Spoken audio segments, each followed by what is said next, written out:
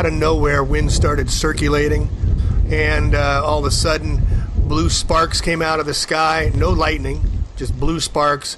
And at 1 o'clock in the morning, 60 fires just hit everywhere. And these firefighters are saying to a person they've never seen a fire like this.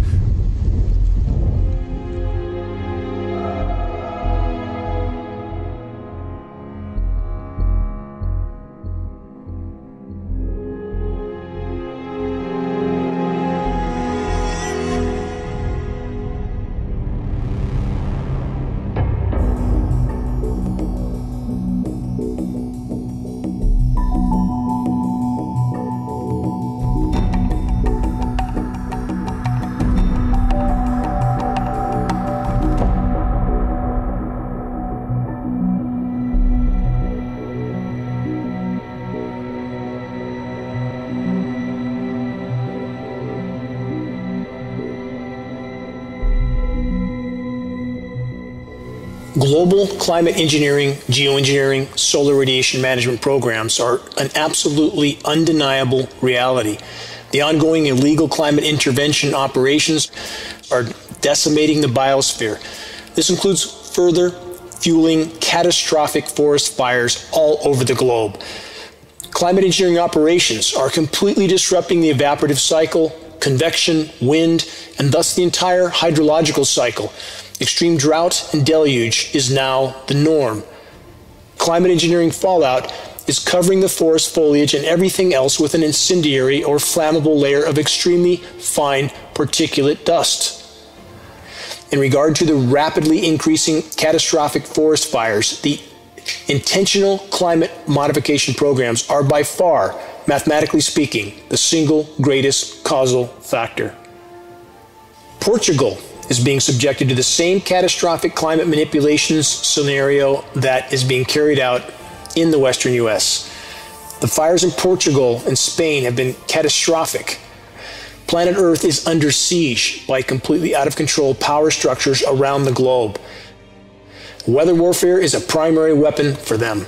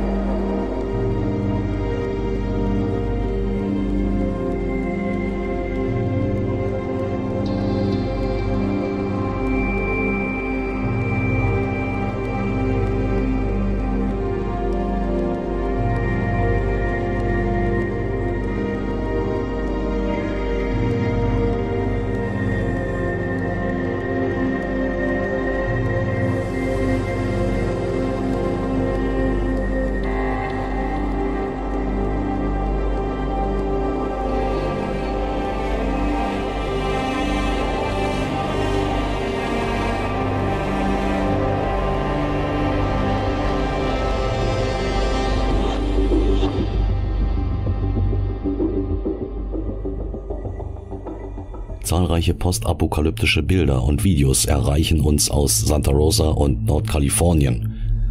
Das genauere Betrachten und Studieren der Bilder und des Videomaterials wirft jedoch zahlreiche Fragen auf, die sich im Kern darauf fokussieren, ob der militärisch-kriminelle Komplex und der tiefe Staat hier nicht eventuell nachgeholfen haben. Oh, molten metal. Ob Santa Rosa und Umgebung so eine Art Testlabor für direkte Energiewaffen sind. Welche Art von Waldbränden lässt Bäume intakt, aber zerstäubt bzw. pulverisiert Häuser ohne eine Spur zu hinterlassen? Gerätschaften, Betonarbeitsplatten, Toiletten, Textilien, Mauerwerk und so weiter komplett verschwunden. Feuerwehrmänner, die so etwas zuvor niemals sahen, berichteten, es ist, als wären wir atomar vernichtet worden. Demgegenüber kündigte neulich der militärische Nachrichtendienst öffentlich an, dass sie Laser- und Teilchenstrahlenwaffen, sogenannte DEWs, getestet haben, welche an Flugzeugen montiert waren. Lauffeuer verbrennt Beton und Metall, aber verschont die Bäume? Wie lange braucht man, um den Fehler darin zu verstehen? Wir hörten bereits, dass Kerosin bei einer anderen Gelegenheit Beton und Metall schmelzen ließ. Und dann die Frage, warum? Warum Häuser niederbrennen? Und die Antwort lautet Agenda 21 und 30. Diese Psychopathen kennen keine Grenzen, und wenn wir Menschen weiterhin immer noch an uns selbst zweifeln, werden sie alles von jedem Lebewesen bekommen und weitermachen. Wie viel braucht es noch, bis wir begreifen, dass etwas wirklich Hässliches geschieht?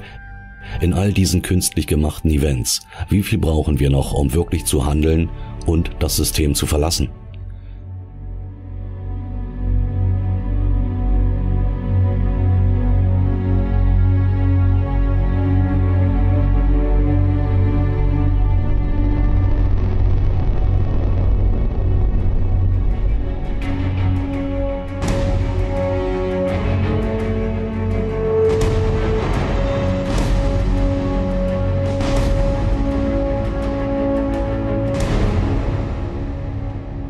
You can use laser from high in the sky, up in above Earth in the near Earth orbit. You can use geostationary. You can use those that are orbiting, but a satellite can easily start a fire from space, right down to a very small area. And you would, of course, control the area with a laptop and algorithms, codes, etc. Because of just a few words of the eyewitness account, many of them talking about the quality of the wind. It was not just the speed of the wind. That seemed incidental. It was a certain quality that was described as supernatural, was described as frightening, terrifying. And that, to me, is the hallmark of scalar weaponry. As it breaks through into space-time, there is always this terrible wind. And then what happens at that point is molecular disintegration. And when I saw drone footage of Santa Rosa post-fire, when the smoldering had died down, I mean, it is horrific, because you see absolutely vanished, disintegrated entirely buildings right next to still green trees standing along the streets. So these fires, any of them, are all aluminized. In other words, aluminum oxide is certainly one of the features of the chemical trails being laid by commercial and military jets. These are plasma clouds, plasma being the fourth state of matter. The atmosphere is ionized, as I maintain, which means that it's like a huge antenna.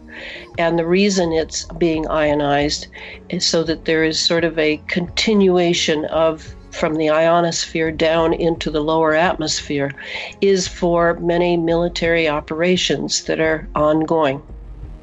That said, these fires that are happening, all the firemen comment on it, all the pilots flying through these fires and spewing chemicals and water and whatever, they all say that this is not a normal fire. This is chemical fire. These are chemical fires, and that's why they get so bloody hot, and why they're just terrible for people to be around and breathe. This is just a military dream come true, this technology, because it can be so exact. In this case, showed that it was only a square. It was literally a square was hit. It wasn't random like a natural event would be.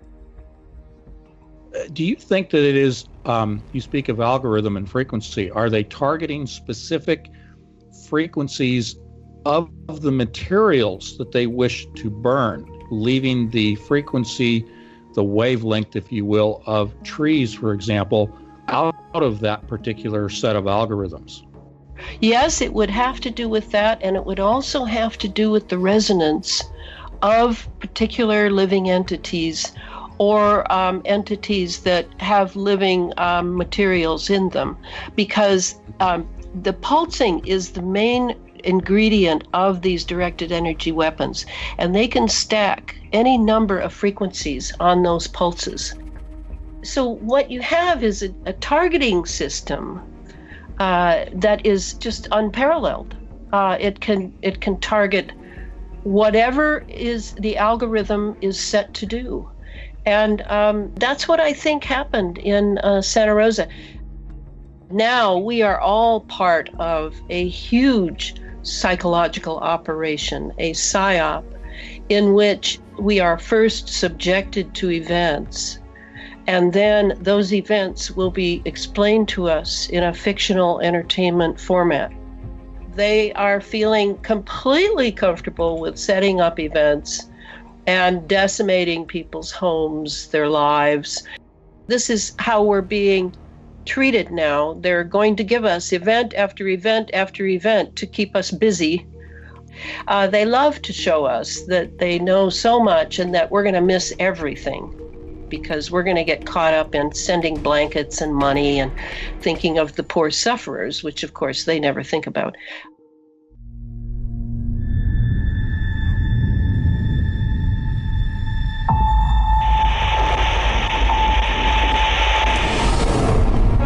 Sooner or later, the fire's going to come knocking in our hometown. The fire gets past our line, it goes to our town.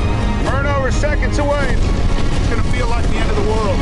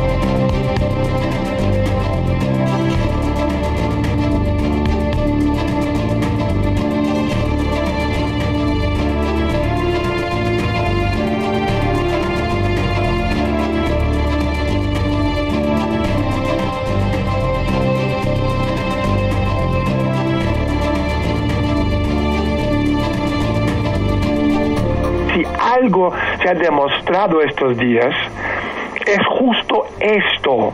Las acciones del gobierno español han sido acciones, ¿sabes?, de un Estado en decomposición.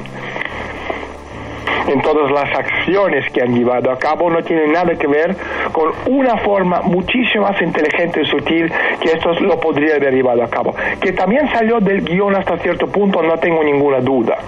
Pero que ellos, a nivel de gobierno central, perdieron los papeles y perdieron el control de la situación.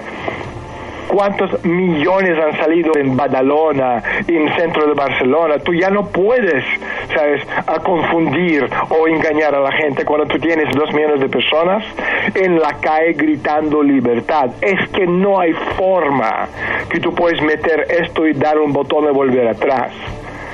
Y el ejército, yo estoy escuchando a la gente hablando que va a venir el ejército. Pero el ejército nunca va a disparar contra el pueblo. Si llega a este punto, entonces la élite supranacional pondrán fin a Rajoy ellos mismos. Porque lo que no van a permitir es una revolución que engloba Europa entera. Porque la élite gobernante ya no necesita países, lo que necesita son regiones económicos. Y esta es una de las cosas que estamos viendo, aunque no está en los medios de comunicación. Están desmontando Estado-naciones, países, y están creando regiones económicos para que puedan funcionar y sobrevivir este Armagedón, desplome económico-financiero que estamos a punto, ¿sabes?, de vivir. Es una jugada maestra hecha por la élite. Y no te estoy hablando de Club Bilderberg, es una organización de muchas que se han juntado para crear esta red necesaria supranacional para promover los intereses de la élite que no tiene nada que ver con los intereses de la gente normal.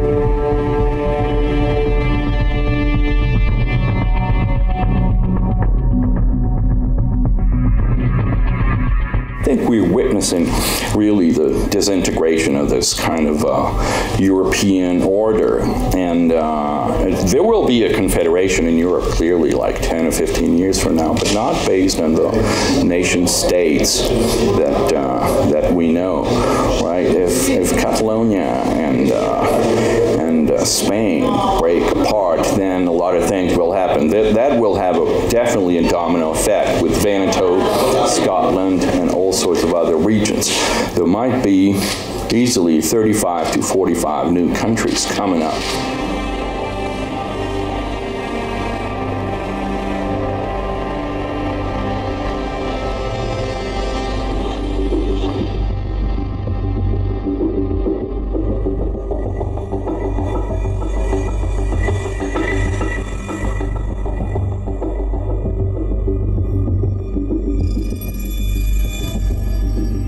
Während sich der Konflikt um Katalonien immer weiter zuspitzt und es nur noch eine Frage der Zeit ist, bis es zu gewaltsamen Auseinandersetzungen kommt, lässt die EU-Bürokratie in Brüssel keinen Zweifel daran, dass sie Kataloniens Unabhängigkeitsbestrebungen ablehnt und die Zentralregierung in Madrid unterstützt. Vor 2 Jahrzehnten zeigte die EU eine ganz andere Haltung. Als damals mehrere Teilrepubliken Jugoslawiens die Unabhängigkeit für sich forderten, überschlug sich die Führung der EU geradezu in ihren Bekenntnissen zum Selbstbestimmungsrecht der Nationen. Am Ende unterstützte sie sogar das gewaltsame Zerbrechen des Landes Jugoslawien. Warum? Weil der damalige Konflikt den Brüsseler Bürokraten dazu verhalf, ihren Einflussbereich auszudehnen und mehr Macht zu gewinnen.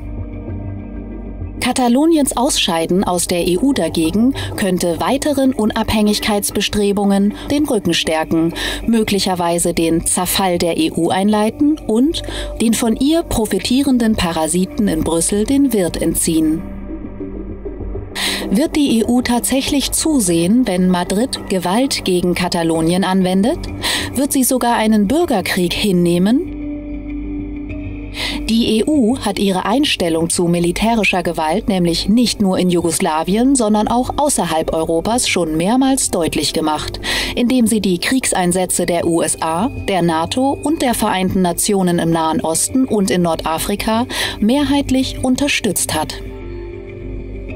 Niemand sollte sich über den Ernst der gegenwärtigen Lage in Spanien Illusionen machen. Der Katalonien-Konflikt läutet eine Zeitenwende innerhalb der EU ein. Wir stehen an der Schwelle zur Rückkehr des Krieges nach Westeuropa und die bisherige Untätigkeit der EU ist rein taktisch bedingt. Ihre Vertreter sehen zunächst zu, warten ab und hoffen darauf, dass sich die spanische Zentralregierung gegen die Separatisten durchsetzt. Sollte Madrid aber in Bedrängnis geraten, werden die von mächtigen Lobbyorganisationen der Finanzindustrie getragenen Bürokraten in Brüssel auf keinen Fall tatenlos mit ansehen, wie ihnen der Boden für ihre Existenz entzogen wird. Wie sie vorgehen werden, lässt sich noch nicht voraussagen. Aber wozu sie in der Lage sind, lässt sich aus der Geschichte ablesen.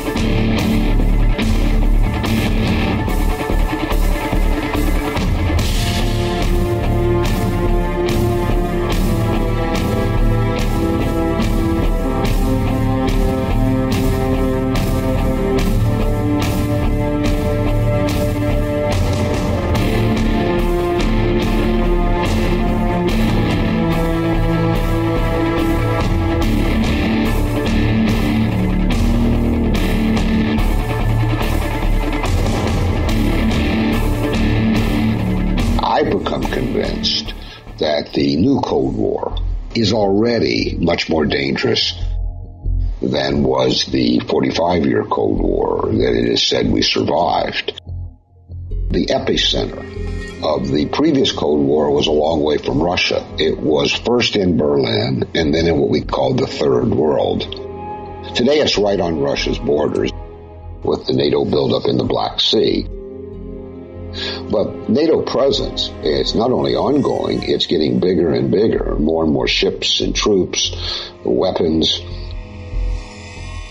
planes, missile defense installations are spreading along Russia's western borders from the Baltic area in Eastern Europe all the way to the Black Sea. And this is clearly meant to be a permanent infrastructure. It's not rotational and it's not temporary, as NATO claimed a year or so ago. This NATO buildup is perceived in Moscow, and I quote, as growing aggression against Russia. Now stop and think about this. We have these Russiagate advocates telling us recently that Russia attacked us during the presidential election. They have absolutely no logical, empirical evidence for this. But Russians have a lot of empirical evidence because they look out the window and they see NATO on their doorstep. Increasingly, there is a consensus forming in the Russian policy class that the United States is already at war against Russia. This is the kind of perception that you don't want. The myth that you can read in the newspapers almost daily that post-Soviet Russia, unlike Soviet Russia, is too weak to wage prolonged Cold War and therefore will eventually capitulate. That's the sole logic of this tsunami of sanctions directed at the Russian economy. If you look at the recent reports of financial institutions, all of these institutions in the last 3 to 4 months have produced reports that have Russia's economic trajectory upward. They say Russia has recovered first from the collapse of world energy prices, and secondly from the sanctions, and have even benefited Russia in that it's reformed its economy in various ways to be more self-sufficient. So the notion that Russia is too weak economically to push back is false. Another myth, this notion that Russia is isolated in world affairs.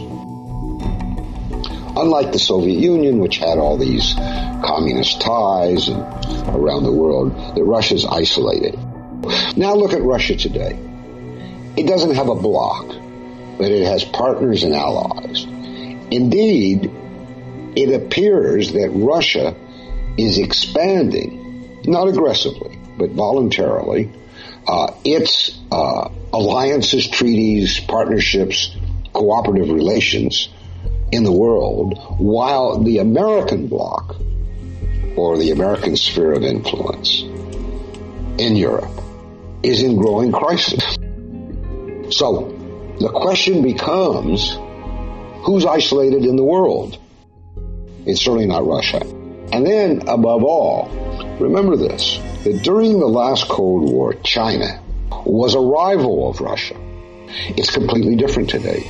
China and Russia are allies and partners, politically, financially, militarily. So the world has changed. And that's why this Cold War, being waged in the United States on the assumption that the world did not change and that Russia is weak, is so dangerous.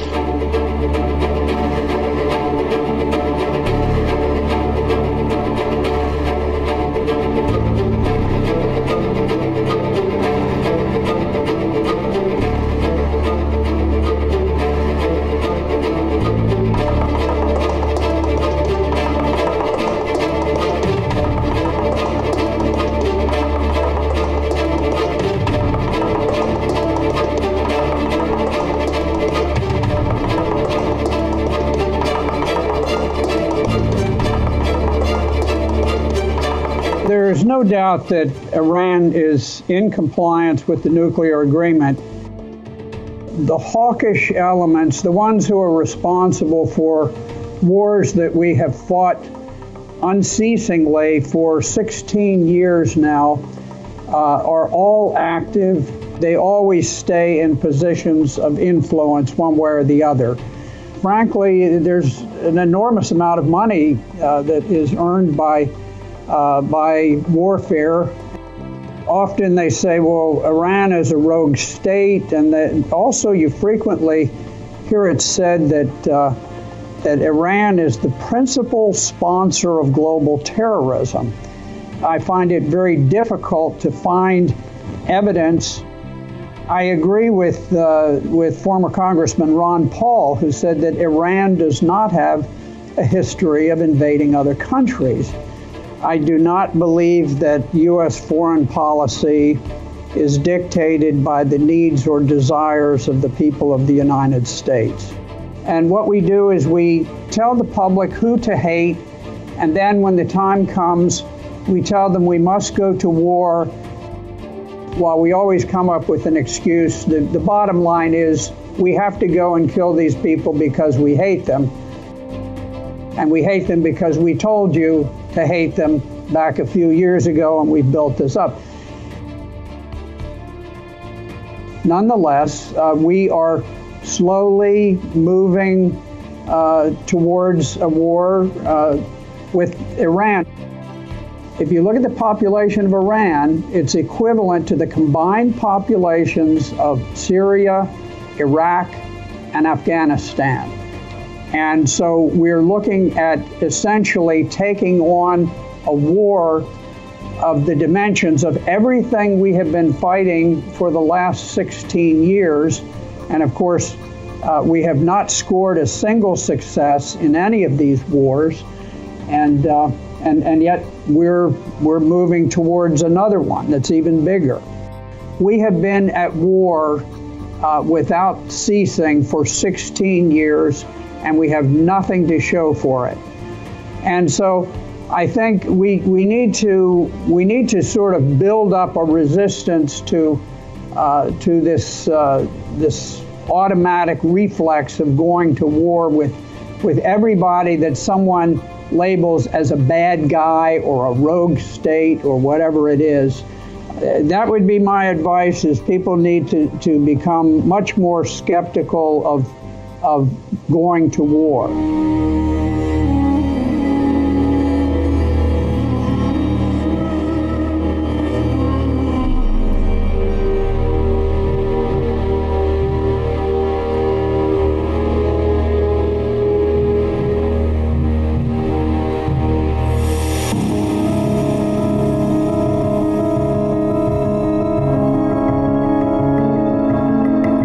Последние 15 лет, какие вы видите ошибки российской политики по отношениям с Западом? Значит, самая главная ошибка с нашей стороны в отношениях с Западом, что мы слишком вам доверяли. Ваша ошибка заключается в том, что вы восприняли это доверие как слабость и злоупотребили этим доверием. Но вот нужно, понимая это, перечеркнуть это, то, что было, перелистнуть эту страницу и идти дальше, основывая наши отношения на взаимном уважении и относясь друг к другу как к равноценным, равноправным партнерам.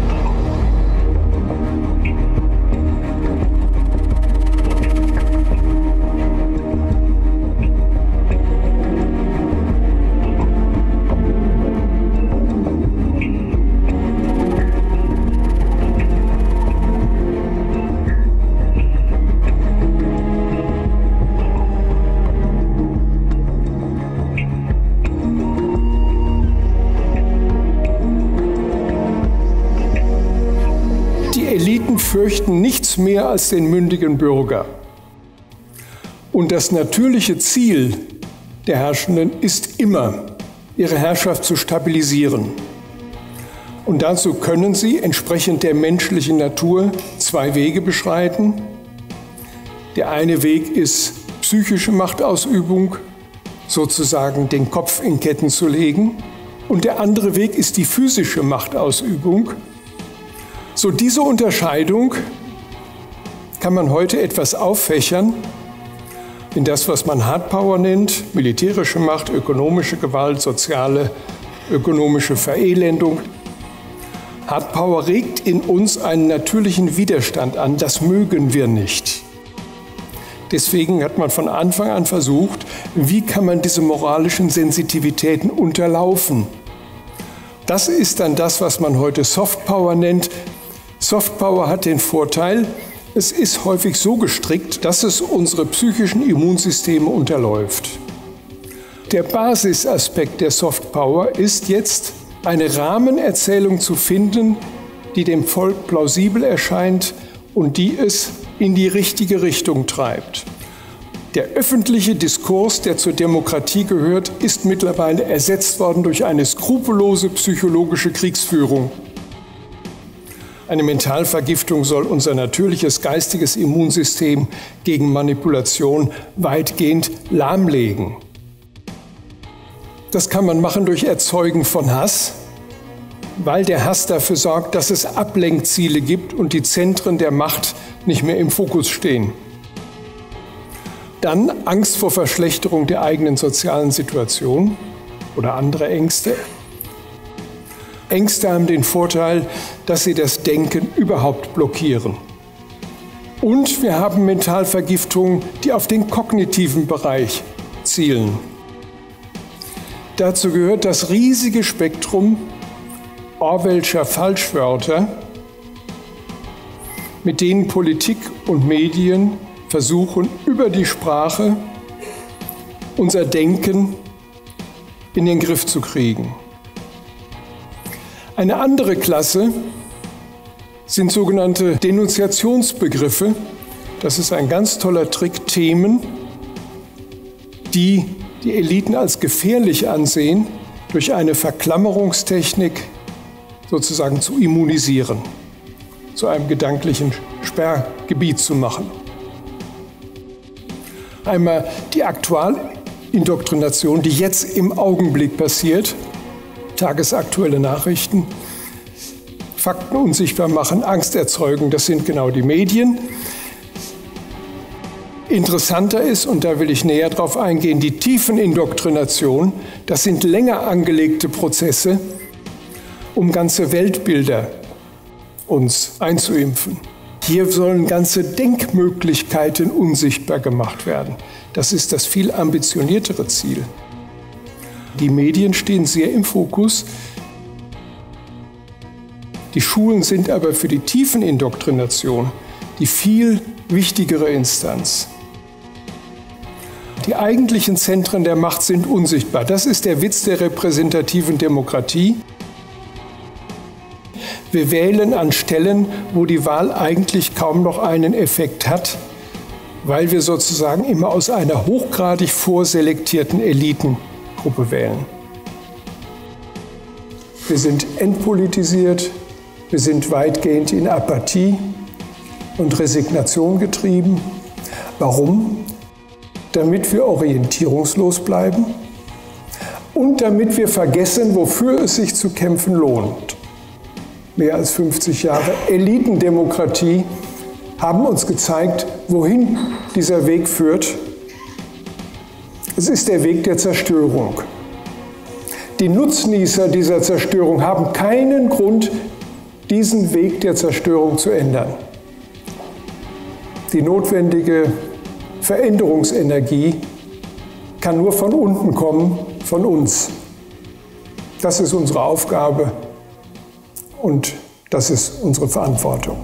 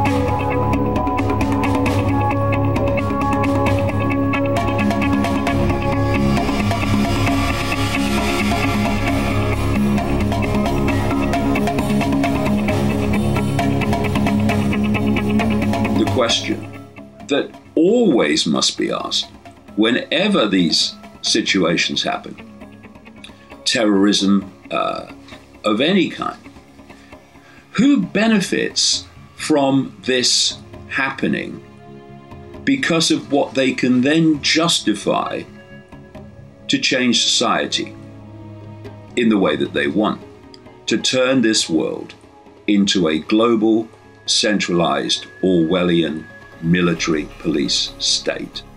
So if you look at each one of these attacks, what follows is more surveillance, more destruction of privacy, more power to the police and the security forces.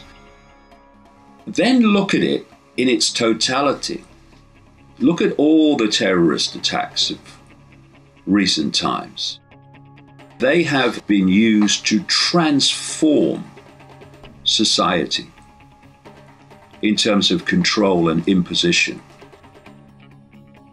What is happening with these attacks is that they're justifying increasing police state, and then they move on to the next attack, and they push through that, and they justify another advance of the police state, and so it goes on, getting more and more extreme. You push a gate and you see if you get resistance. If you don't get resistance, you walk through it and you go to the next gate. Now you push that. If you don't get resistance, you walk through it and you go to the next gate, and you're moving on and on and on and on. The benefit of this, or another benefit of this, is that people kind of get used to it. They get used to what would have horrified them before, and now it becomes part of life, and they get used to it, and other generations are born, and to them it's normal. So you don't get the same resistance you would have had before. The point of targeting places where people have previously felt safe, like music concerts, like shopping malls, schools, etc., is to stop people feeling safe. Because when people don't feel safe, they look for the authorities to protect them from what they fear. I heard from a British police anti-terrorism officer. He said that they're discussing putting scanners, like airport-type scanners, at the end of streets, particular streets, so people can't come in and out of the street without going through the scanner. That's where it's leading. I keep saying to people, if you don't like what's happening now, then just think on, because this is what's happening now. It's not where it's meant to end. It's meant to conclude with levels of total control and surveillance. The key thing is to simply hold on to this question. When these attacks happen, who benefits? And invariably, it's those that want to advance the totalitarian global state.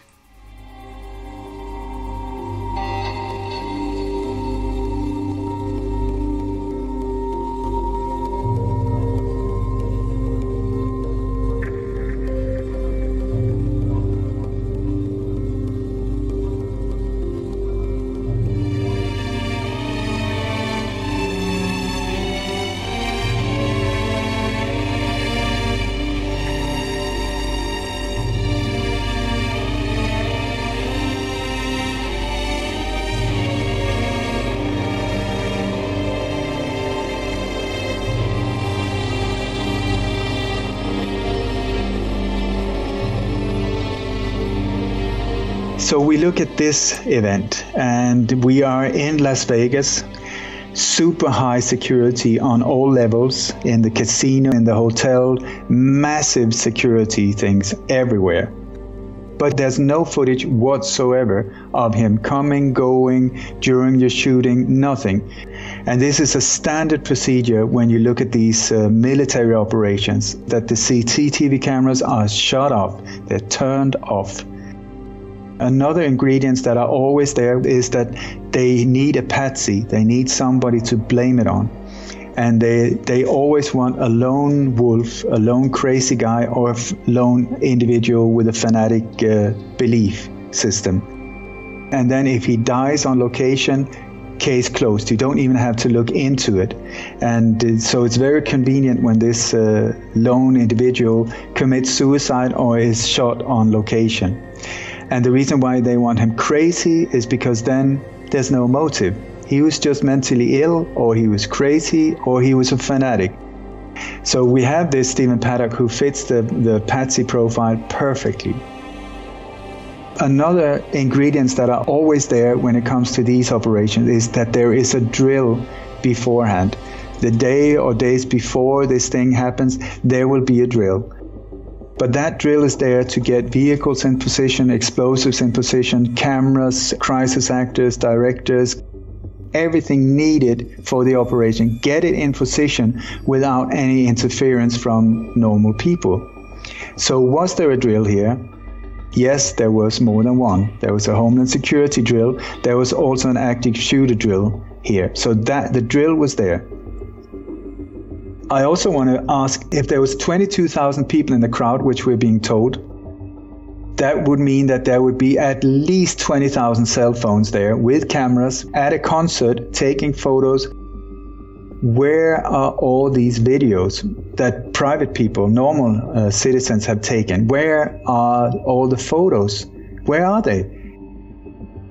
Then you got companies, for instance, you got Crowds on Demand, where you can rent a crowd. You can rent a crowd for a rally or a demonstration or a riot or whatever you want. If you want fans for a rock band, if you're a failed politician and you want supporters. And then you got another different type of companies that were crisis actors. You got even companies where you can rent amputee actors. You got simmer bodies where you can rent dead bodies. You can even operate on them. They've got everything inside them, fluid, blood. There's one company called crisis-solutions.com that I find highly suspicious when it comes to false flag operations. What they say is they're talking about not the terror acts, but they call it crisis simulations. And they're talking about players. Then there's another company that we really had to look out for. It's called Serco. And this is the biggest company you have never heard about. This one is like an octopus with its tentacles all over the world in every aspect of life, from education, prison system, transportation. It's in the military. When you look at Spectre, the James Bond movie, what is called Spectre in that, I would say, is indirectly Serco, that there are very many similarities about how they have the tentacles and everywhere. I was informed by an insider that they actually leave clues about their upcoming attacks in the evidence. This individual informed me and said that the way that the forces behind these operations, or in the New World Order, the way they interpret the law of karma is that if they tell us what they're going to do, even in subtle ways, the bad karma will be on our shoulder, not theirs. They're very, very afraid of the law of karma. So they have to put it out there. They have to give us clues. And then it's up to us. If we don't react well, we just have ourselves to blame. I think we need to step carefully here. They're playing it on a different level. They're luring us into some kind of ambush. There's a bigger agenda going on here, I would think.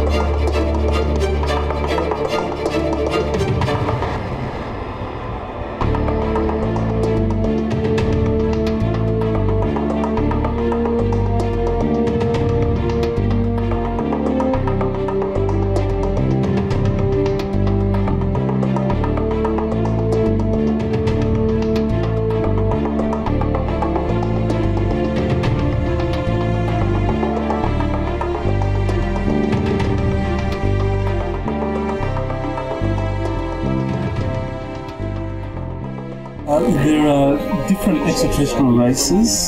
Some of them are more aggressive, and they want to find allies amongst humanity that can help them with their agenda. And other extraterrestrials are more positive, and they are looking for people and institutions that want to explore more peaceful ways of expanding their consciousness and of becoming members of the galactic community. So different extraterrestrial groups look at humanity as potential recruits for their agenda. So in many ways we are like proxies for different extraterrestrials.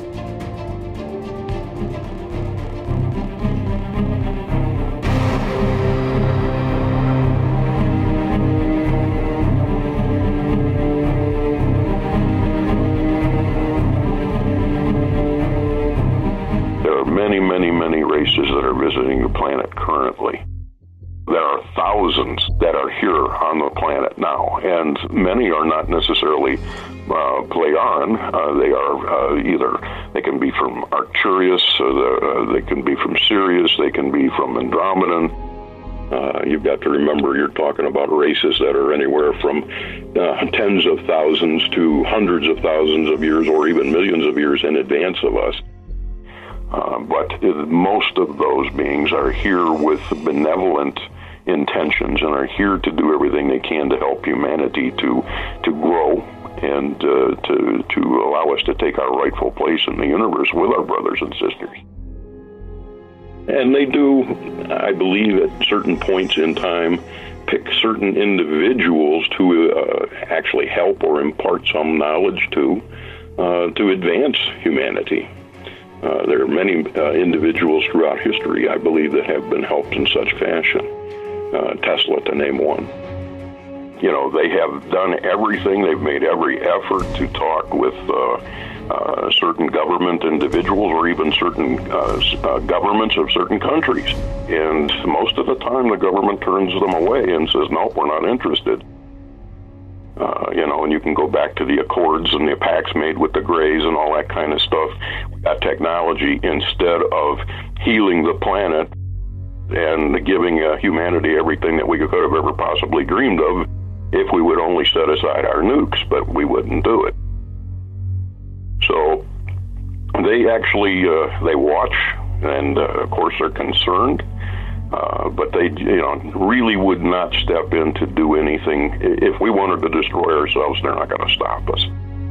They will not interfere in human free will. However, they will stop or take action if we are going to destroy the planet.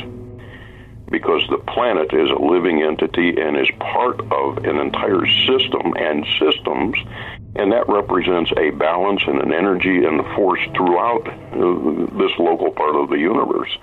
And that affects a lot more beings and entities than just people on Earth. Gaia is a living entity, Mother Earth, and she has got to move forward. We are passing through the Alcyone energy right now. The energy, the photonic energy from the Alcyone sun is connected to our sun, Sol. And as we pass through those photonic energies, this planet is moving into the higher realms. And it is going to continue to do so. It cannot wait any longer. And there are going to be people that are lost here. But those that are ready will go on, and those that are not will leave.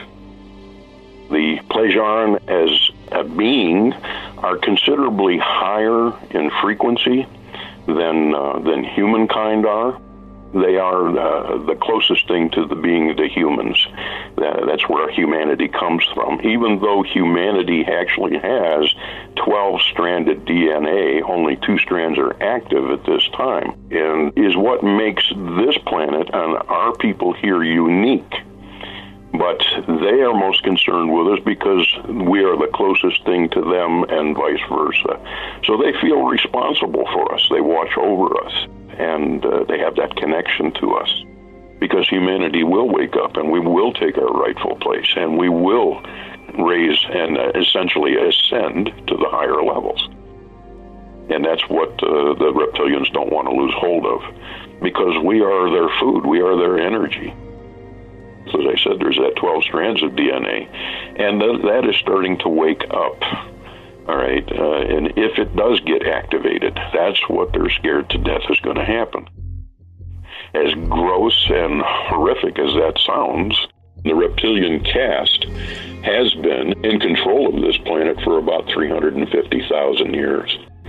So it is they who are controlling what we would call the cabal. You know, you're talking maybe 0.05% of population that control the entire planet and have made most of humanity subservient with what we would call the Babylonian money magic system. What we do is we produce negative energy, and our negative energy supplies them with a nourishment. So that's we're like a commodity, essentially like farming. And, so this planet has been under that kind of control, that kind of constraint, and we need to get away from that as soon as possible. And as long as they can keep us in the dark, keep us focused on negativity, they will maintain the upper hand. What we have to do here is wake up and stand as a united race and say, hey, we really do need help, and ask for it as a race, as a community. And at that point, it no longer is a violation of humanity's free will. That's when our brothers and sisters can come in and help.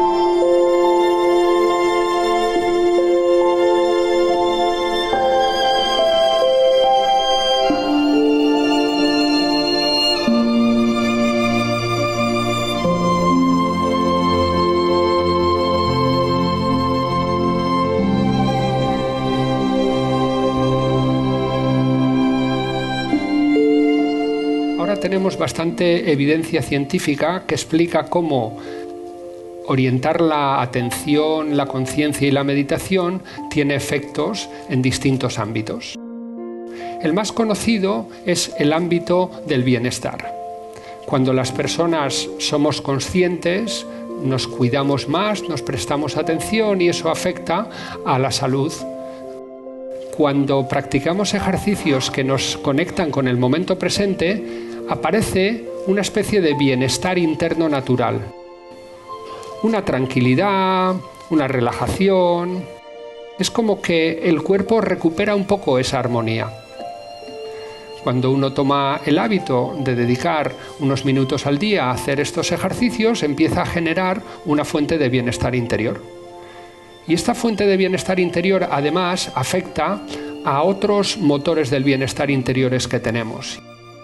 Y otro es la resiliencia. La resiliencia es la capacidad de vivir en la adversidad, de funcionar en la adversidad e incluso de crecer en la adversidad.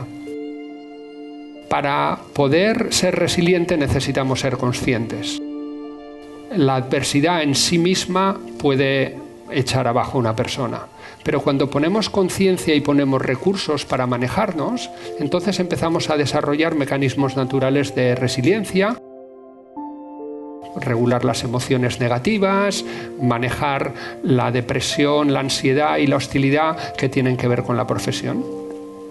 Y esto también hace que aparezca la generosidad y la amabilidad de forma natural, porque cuando estamos más tranquilos estamos en una situación de mayor agradecimiento, nos molestan menos las cosas, nos preocupamos más por los demás y somos más generosos.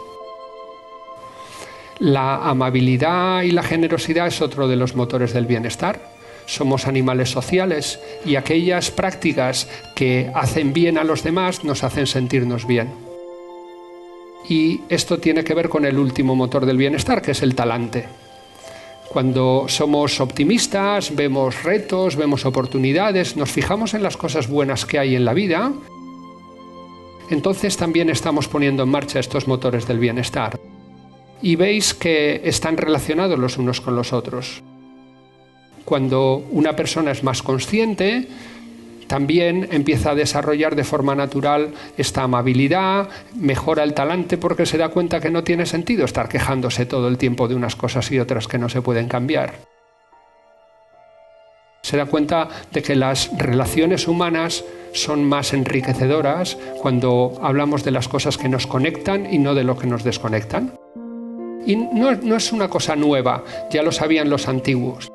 Michel de Montaigne, que es un filósofo conocido, francés, escribió esta poesía que dice: cuando bailo, bailo, cuando duermo, duermo, y cuando camino por un bosque si mi pensamiento se distrae hacia asuntos distantes, lo conduzco de nuevo al camino,